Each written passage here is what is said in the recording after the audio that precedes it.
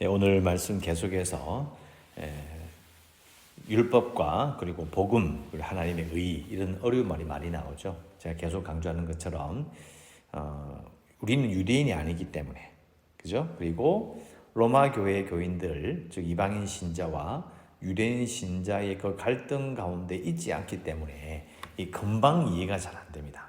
참 어려운 거예요. 그리고 바울이라는 사람이 여러분 율법 학자로서 최고의 학벌을 나온 사람이에요. 그냥 학부만 나온 게 아니라 그 당시 사람들에게 널리 알려져 있는 율법 학자였기 때문에 심지어 다른 지역에 가면 회당에 있는 회당장이 바울을 알아보고 인사를 할 정도, 아니면 한 말씀 부탁합니다 말할 정도로 율법 학자였던 거죠. 그러니까 지금 말하고 있는 이 내용들도 율법을 엄청나게 공부한 사람이 한마디 툭툭 쓰는 거예요. 우리는 솔직히 그걸 금방 이해하기 힘든 겁니다. 그걸 좀 이해해 주셨으면 좋겠고, 읽어보시면 어때요? 로마서 되게 어렵죠? 생각보다 어렵습니다. 근데 이게 이제 쉽게 지금 당장 이해는 안 되겠지만 이제 녹음이라는 걸 좀 계속 들어보시면 이제 그걸 하나씩 이게 이런 말이었구나 그걸 딱 알게 되면 이제 더 이제 말씀을 알게 되는 기쁨을 누릴 수 있습니다. 자, 오늘 21절에 이제는 율법 외에 하나님의 한 의가 나타났으니 율법과 선지자들에게 증거를 받은 것이다. 또 이것도 율법이 두 번 나오죠. 앞에 율법이 있고 뒤에 또 율법이 있잖아요. 앞에 율법은 또 뭐예요? 그냥 읽으면 그러고 지나가는데 이것도 간단한 이야기가 아니죠. 이제는 율법 외에 하나님의 한 의가 나타났다. 자, 이 율법은, 첫 번째 율법은 모세 율법입니다. 모세 율법 외에 하나님의 한 의가 나타났다. 즉 율법을 지켜야만이 하나님께서 의롭게 여겨주신다라는 시대가 지나갔다는 거죠. 그러면서 그럼 뒤에 나오는 율법은 뭐냐? 구약 성경을 말합니다. 구약을 말하죠. 구약 성경, 구약 정경과 선지자들에게 증거를 받은 것이다. 자, 옆에 씁시다. 창세기 15장 6절. 창세기 15장 6절. 아브라함이 여호와를 믿으니 여호와께서 이를 그의 의로 여기셨다라는 부분이 있어요. 이 부분은 앞에 어떤 내용인지 기억나십니까? 아브라함이 하나님께서 너희 자손을 주겠다는 걸 믿지는 못해요. 하나님, 다메섹 엘iezer, 네 종이나 내 후계자를 만들겠어요 하니까 하나님이 이 아브라함을 데리고 나가서 뭐라고 해요? 하늘을 봐라, 땅을 봐라, 하늘의 별처럼 이 땅의 모래처럼 네 자손을 이렇게 주겠다. 그때 아브라함이 하나님 무슨 쓸데없는 소리 합니까? 이렇게 말 안 하고 믿었거든요. 그러니까 하나님께서 말씀하셨죠. 내가 너희 믿음을 의로 여기겠다. 아브라함이 율법을 알았어요, 몰랐어요? 알 수가 없죠. 모세 한참 전의 사람이에요. 율법을 안 지켰어요. 그런데 하나님께서 아브라함의 그 믿음을 보고 의로 여기셨다니까. 자, 의로 여기신다는 말은요, 우리가 쓰는 이 한자말 의란 말은 뭔가 올바르고 막 이런 느낌이잖아요. 근데 아니 믿었는데 어떻게 그걸 올바르다고 느껴요? 조금 이상한 거예요. 그래서 이 성경에 나오는 의라는 말은 하나님께서 의롭게 여겨주신다. 그 의는 우리가 생각하는 것보다 훨씬 큰 의미예요. 하나님과 우리 사이에서 우리는 죄인이니까 하나님과 좋은 관계를 맺을 수가 없어요. 우리의 죄 때문에. 그 죄값을 동물의 생명으로 대신하잖아요. 그러면 그걸 눈 감아주시는 간과하심으로 하나님께 관계를 회복시켜 주시는 거죠. 그게 의로 여기시는 거예요. 자, 이건 이제 우리 레위기로 다 이야기 되니까 여기까지만 이야기하고, 그러니까 율법 외에 한 의가 나타난다. 이 말은 모세 율법을 빼고 그 율법이 없이도 하나님과 좋은 관계를 맺을 수 있는 길이 열렸다. 이런 말이 되는 거죠. 그게 바로 아브라함과 하나님의 관계에서 그 믿음을 의로 여기셨다. 그런 부분을 말하는 거고, 율법과 선지자들에게 증거를 받았다라는 것을 그렇게 표현합니다. 자, 22절. 곧 예수 그리스도를 믿음으로 말미암아 모든 믿는 자에게 미치는 하나님의 의인이 차별이 없느니라. 창세기 15장에 아브라함의 그 믿음이 이제 그걸 근거로 해서 그 길이 있구나.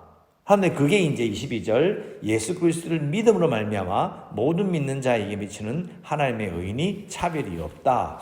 율법 외에 나타난 하나님의 의가 바로 예수님을 믿는 거예요. 바로 그것이 길이다라고 지금 바울은 말하고 있습니다. 22절의 끝에 뭐라고 되어 있어요? 차별이 없느니라고 되어 있죠. 차별이 없느니라. 자, 이 말을 왜 하죠? 로마 교회에 문제가 있잖아요. 이방인 신자와 유대인 신자가 막 싸우잖아요.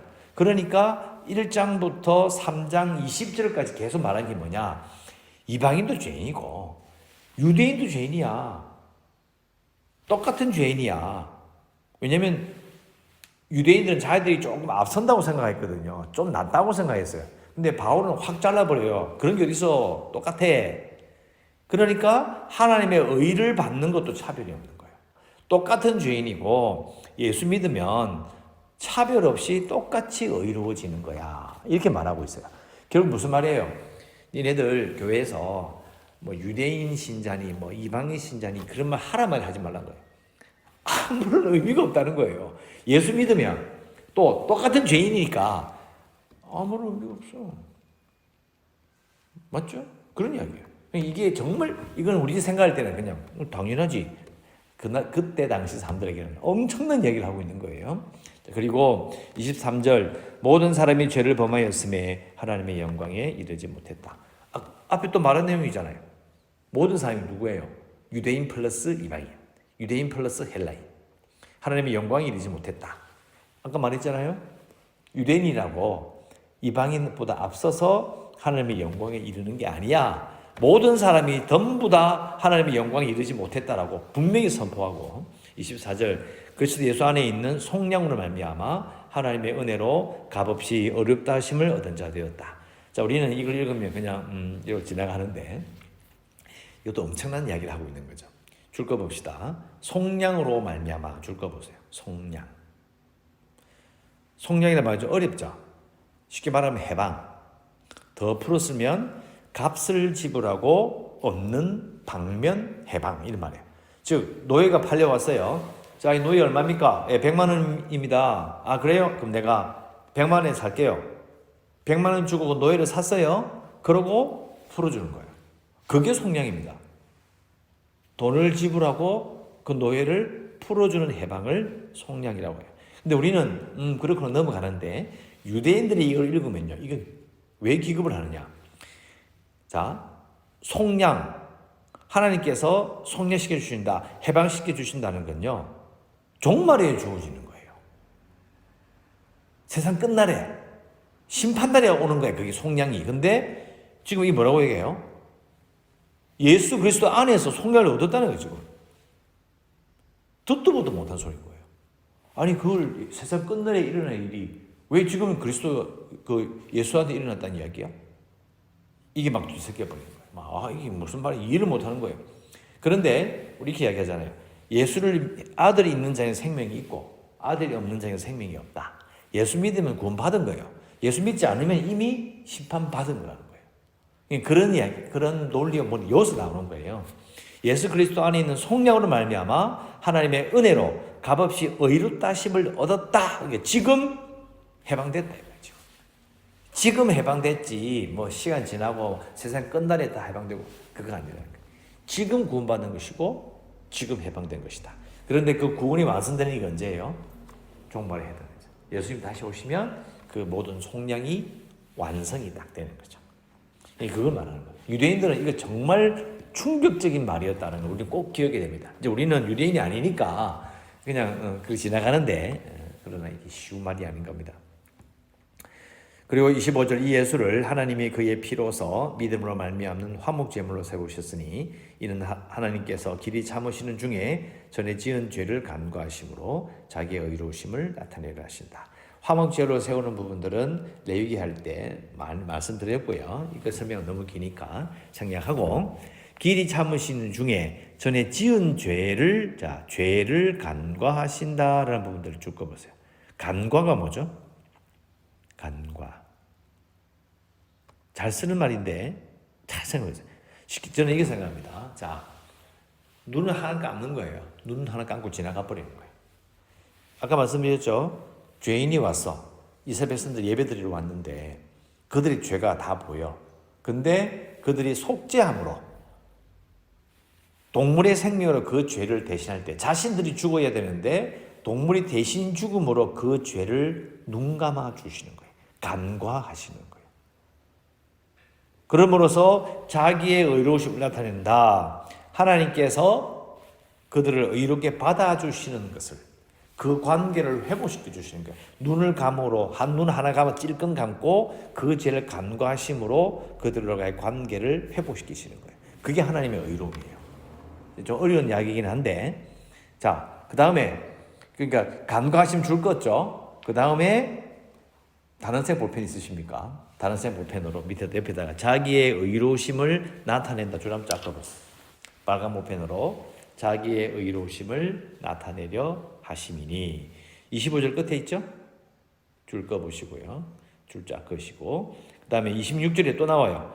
곧 이때에 자기의 의로우심을 나타내사. 두 번이나 나오잖아요. 맞죠? 두 번 나오면 중요한 거예요. 정말 중요한 거예요. 자, 이 말은 지금 예수님을 통해서 속량하고 예수님을 통해서 의롭게 하고 이 모든 것이 하나님의 의로우심을 나타내는데 그걸 두 번이나 나오는 이유가 뭘까요? 분위기가 이런 거예요. 사람이 해달라 한 것도 아니고, 예? 기도를 열심히 했던 어떤 특출한 그런 믿음의 영혼이 나타나가 주여 해주소서 이게 아니고요.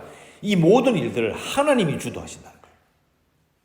하나님이 지금 이 막 율법의 한 의를 나타내고 그 다음에 예수 그리스도를 믿음을 말미암아 모든 믿는 자들을 막 구원해내고 속량하시고 이 모든 일들을 누가 하고 있다? 하나님이 막 주도하고 있는 거예요. 이 말은 무슨 말이에요?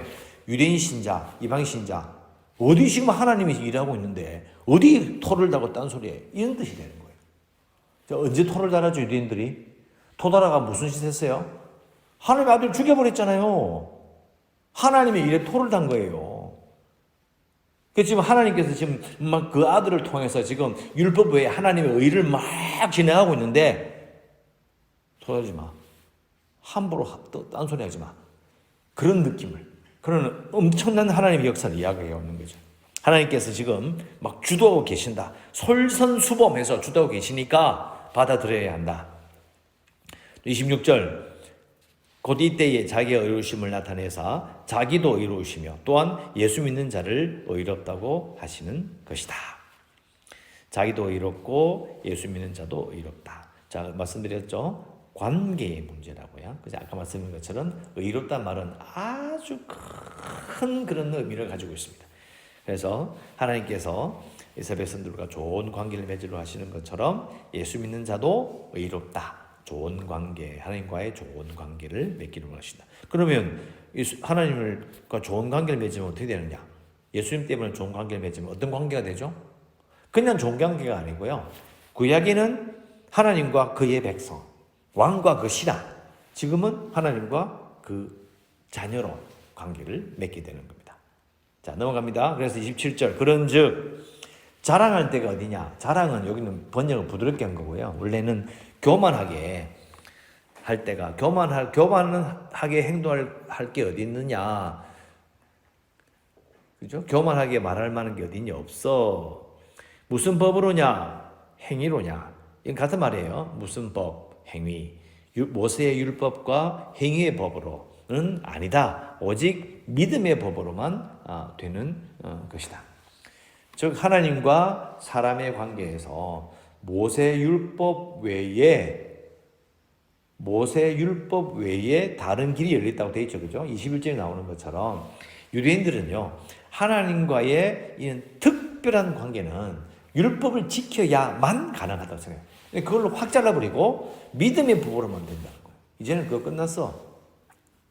이게 유대인들이 미치는 거죠. 왜냐하면 하나님과의 그 관계를 잘 맺으려면 이방인도 모세의 율법을 받아들여서 할례받고 율법대로 살아야 하나님과의 그런 관계가 맺어지는 거예요. 의로워지는 거예요. 그런데 땡! 그거니 끝났어. 그렇게 말하고 있는 거죠. 28절 그런즉 사람이 어렵다 하심을 얻는 것은 율법의 행위에 있지 않고 바로 말하죠. 그죠? 율법의 행위에 있지 않아 믿음으로 되는 거야. 믿음으로 되는 것이다. 예수 그리스도를 믿음으로 하나님과 좋은 관계를 맺는 것이다. 29절 하나님은 다만 유대인의 하나님이시냐 또한 이방인의 하나님은 아니시냐 진실로 이방인의 하나님도 되시느니라. 우리가 이방인 아닙니까? 이방인들이 이제 어떤 사람이 이렇게 이야기합니다. 야 그거 이스라엘 사람들 그 믿을 민족신이잖아. 왜 우리가 하나님 믿어야 돼? 여기 근거가 있어요. 그게 아니야. 이방인의 하나님도 되셔. 적혀 있잖아요. 이방인의 하나님도 되시는 것이다. 믿으면 유대인이든 이방인이든 헬라인이든 구분하지 않는다. 예수님만 믿으면 다 받아주신다. 좋은 관계를 맺게 하신다. 근거가 여기 있는 거예요. 30절 할례자도 믿음으로 말미암아 또한 무할례자도 믿음으로 말미암아 의롭다 하실 하나님은 한 분이시다. 끝났죠 완전히. 그죠? 할례 무할례 안 따진다. 마지막으로 31절 그런즉 우리가 믿음으로 말미암아 율법을 파괴하느냐 그럴 수 없느니라. 도리어 율법을 굳게 세우느니라. 이상하다. 아까 율법 필요 없다 그랬잖아요. 율법 외에 하나님의 의가 나타났다. 끝났어. 근데 갑자기 왜 이야기할까요? 바울은 자기 이 율법 학자로 유대인이잖아요. 골수 유대인이에요. 그러니까 율법에 대한 그 자부심이 있어. 그런데 예수님을 만나고 보니까 뭘 알게 되느냐.